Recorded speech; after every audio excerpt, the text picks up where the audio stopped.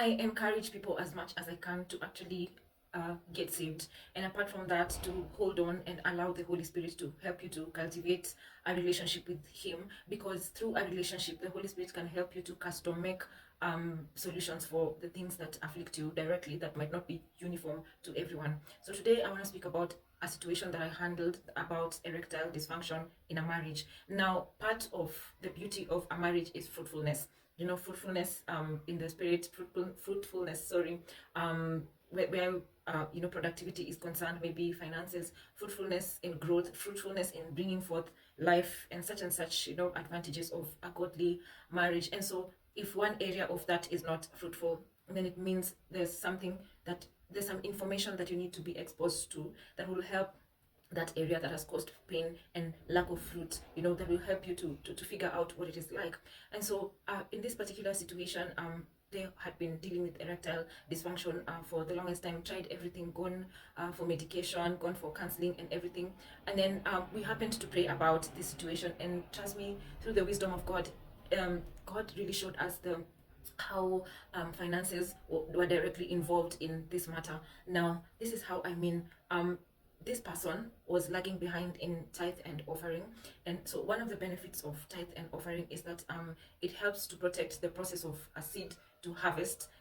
It helps to protect that journey from the time of planting a seed to the time of harvest. And not only that, it keeps away the devourer, anyone who wants to come steal, kill, and destroy the production. It keeps it away. That is basically our principle. Now, the Spirit of God just showed us that it wasn't okay to have the erectile dysfunction, and I am in agreement, but now went ahead to show us that the lack of following the principle of tithe and offering and giving literally dried up the area of fruitfulness for this couple, where sex and childbearing was concerned. Like now they had access, like the enemy had the legal right to cause them to not be fruitful in that area of sex, and therefore that affected how the seed would, because now if there's no sex in a marriage, then it means the seed isn't being transported to be planted in a woman and therefore to bear fruit.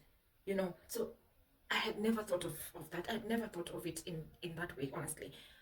And this really just, can I say, like shocked me. I was like, what, God, where would we be? What would we ever do without your knowledge? What would we ever do without your wisdom? And so now the direction was to ask this couple to begin to tithe and give offering. Can you imagine that?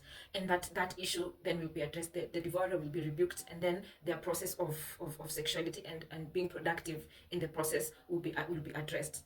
Now, let me tell you guys, like, in the process, the situation has begun to change, and because these people obeyed and began to do what God said. Now, I'm sharing this to just tell you that this is why we are constantly encouraging you to have a relationship with Jesus, to give your life to Christ, because see, this wisdom could only be found when we are inside the new covenant, when we're in Jesus. Now, every other thing had failed. But you see, through the proximity and the relationship with Jesus, He was able to give us some wisdom. He was able to give us an insight to an issue that was real.